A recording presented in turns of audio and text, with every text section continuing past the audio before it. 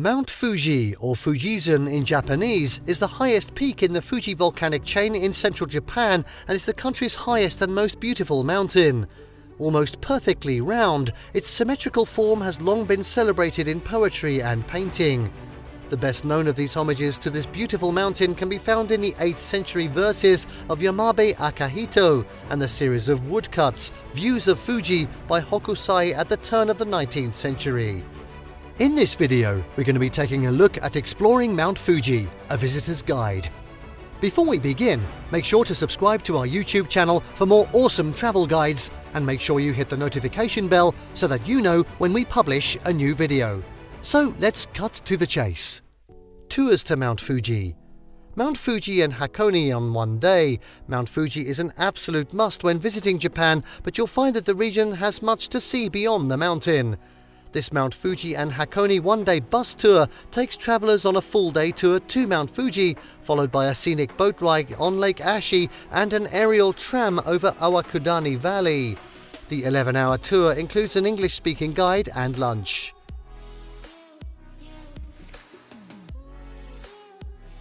A VIP experience. Visitors with a little extra money to burn can book this Mount Fuji private, customised tour.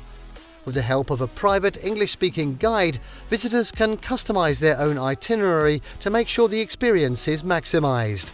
Enjoy views from the 5th station, visit Shinto shrines along the base of the mountain, and see the Fuji 5 lakes.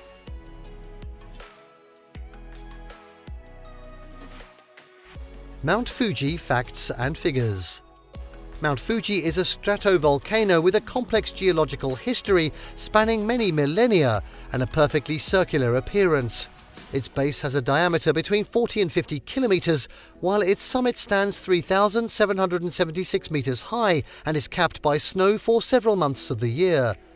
Believed to have been named after the Ainu word for fire, Mount Fuji has had an active history as an erupting volcano, with the last recorded eruption occurring in 1707. During that eruption, known as a Hoei eruption, the town of Edo, present-day Tokyo, some 100 kilometers away, was covered with a thick layer of ash. At the same time, the present lateral crater of Hoizan was formed. Fortunately, the volcano has remained dormant since then, although there are those who speculate that another eruption is possible in the foreseeable future and could cause major disruption for the region.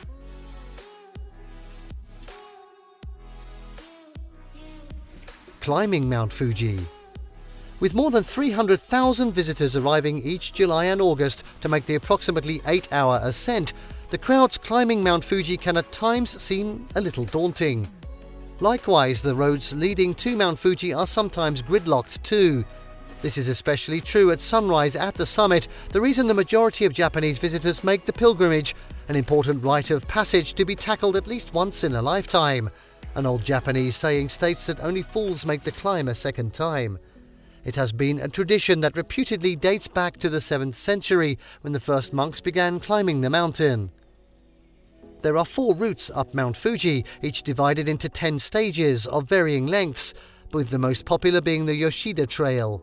Paved roads reach as far as the 5th stations, and between the 7th and 8th stations of the Yoshida Trail, numerous mountain huts provide lodge-style facilities, offering food, drink and overnight accommodations. While huts are always open during July and August, be sure to check in advance for locations open during cooler months of the year.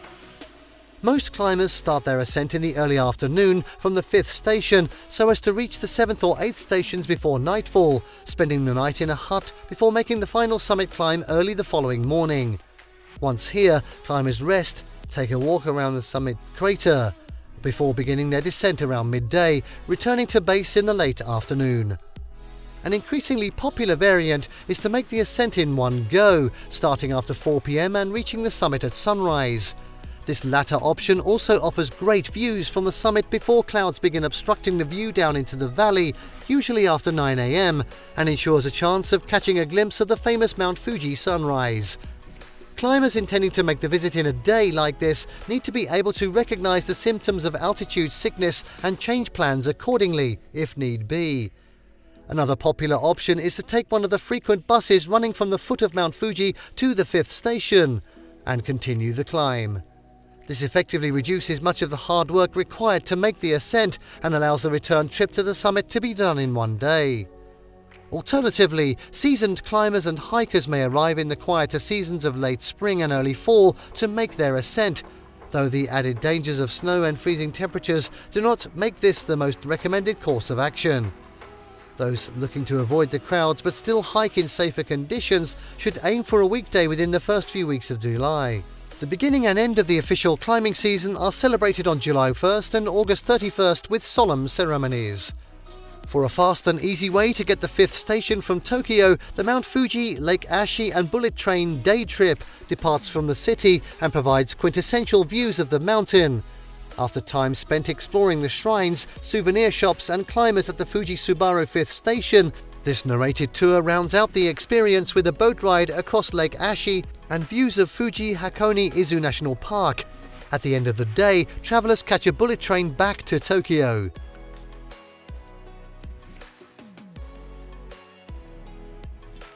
Mount Fuji's summit is accessible by 4 trails leading from the different 5th stations, the Yoshida, Subashiri, Gotemba and Fujinomiya Trail. Of the routes from the 5th stations, the Yoshida and Fujinomiya trails are most popular due to their numerous large huts and bigger parking lots, and their popularity among the many tour operators whose buses stop here. While most visitors refer to climbing the mountain, the slopes are gentle enough that even the steepest of spots can be handled without climbing gear. Trails are wide and safe and can easily handle the large numbers of climbers, even at choke points like the summit. A popular alternative to climbing to the summit is to take the Ochudu Meguri Trail. Known as the boundary between heaven and earth, this path encircles the mountain between the 5th and 6th stations at the 2,500 metre mark. The complete circuit covers a distance of almost 20 kilometres and will take between 8 to 10 hours depending on your level of fitness. The most difficult stretches are Hoizan on the east side and the Osawa Gorge, the largest gorge of Mount Fuji, on the west side.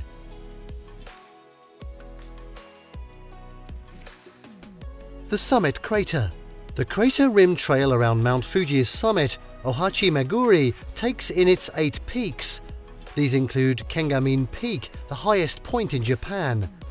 Much easier than the steep direct route along the crest is a shorter 4-kilometre path around the inner rim of the crater, with the benefit of passing the Fujisan Sengen Shrine and the Gimosei Spring, also known as the Silver Shimmering Water. At the foot of the Hakusan Peak, on the north side of the crater, rises the Kimesui Spring, or the Golden Shimmering Water. It's well worth the effort, with the climb to the crater offering breathtaking views over almost the whole of mainland Japan. Hot tip: be sure to visit the Kasushi Jinja Shrine, where special stamps can be purchased and postcards mailed commemorating your climb to the summit.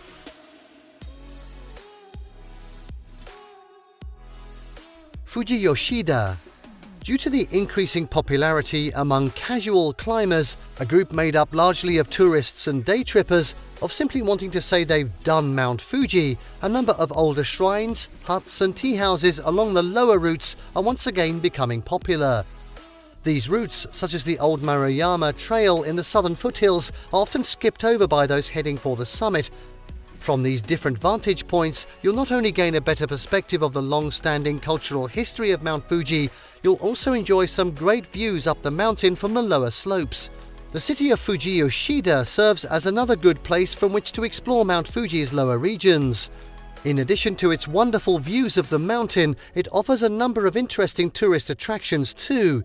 Highlights include Kitaguchi Hongu Fuji Sengen Jinja, an important Shinto shrine with a nearly 2 millennium history of serving as the starting point for pilgrimages up Mount Fuji. The shrine is now also home to a museum dealing with the lives of locals living in the volcano's shadow. Fujiyoshida is also where you'll find the Oshino Hakai, a small village with postcard-worthy views of Mount Fuji surrounded by tranquil ponds and landscaped settings.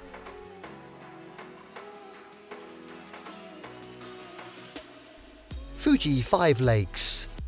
On the northern flank of Mount Fuji is the Fuji Five Lakes region, an area of outstanding natural beauty that also provides superb views of the mountain.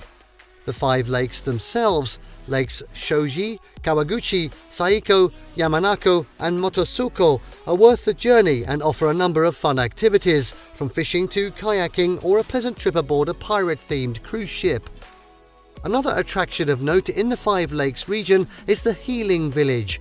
This interesting traditional Japanese village showcases the lives and livelihoods of the locals over the past centuries.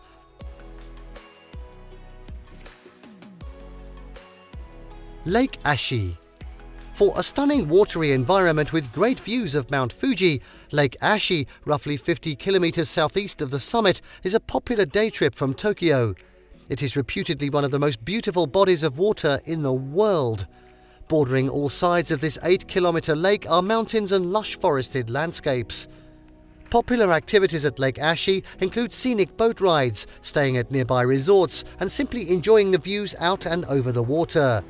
The most convenient way to get to the shore of Lake Ashi is the Hakone Ropeway, a gondola ride that delivers elevated views.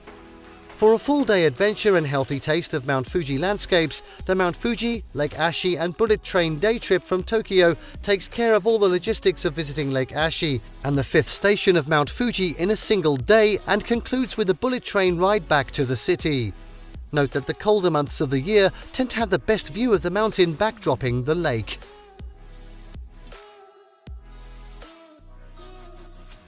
Aokigahara Forest. Also known as the Sea of Trees, the Aokigahara Forest on the northern slope of Mount Fuji has a bit of a macabre association tied to it. Myths and other monikers aside, this dense forest of overgrown roots, moss and light-reducing trees is a notable attraction in the area, much in thanks to the explorable caves and other hiking opportunities offered here. One of the most popular tourist attractions within the forest and the surrounding 5 lakes region, the Ice Cave is a circular cave with ever-changing ice formations. The Wind Cave on the opposite side of the forest provides an easy 15-minute underground tour with interpretive information. Both caves have their own visitor centres located near their entrances, where tourists can find souvenirs, various food stalls and even some much-welcome ice cream on hot summer days.